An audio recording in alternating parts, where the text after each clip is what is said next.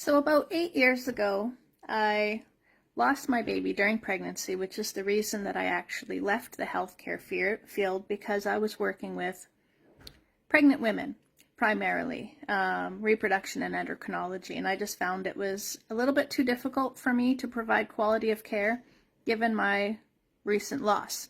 So I went back into full-time working in the gas and oil and recruitment sector. And to this day, I am running a global gas and oil recruitment firm. And the reason that this is important is because of what I am seeing as an executive in this industry happening right now as a result of the COVID vaccines. And it's something called succession planning. And if you don't know what that is, look it up. But basically what it is companies need to plan for what's going to happen as their staff move on. Rather, they move up the line, they retire, so on and so forth. And succession planning is something that I help companies with professionally by offering them recruitment services. So they'll come to me and say, hey, we're going to need 100 guys to, staff this rig, so on and so forth.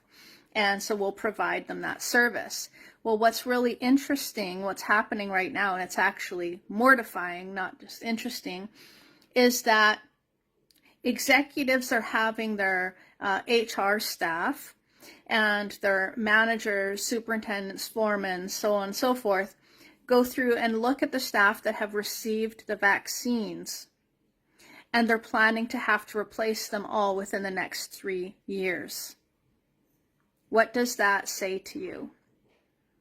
This is something that's, it's got some of these guys literally in tears as they're going through the company and literally checking off all of these individuals that have taken the vaccine, knowing that most likely in the next 3 years, they're going to have to plan to replace that person.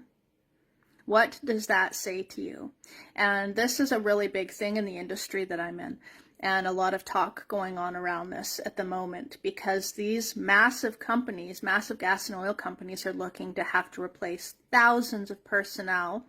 And I'm in that line of work that does the staffing for these large gas and oil companies.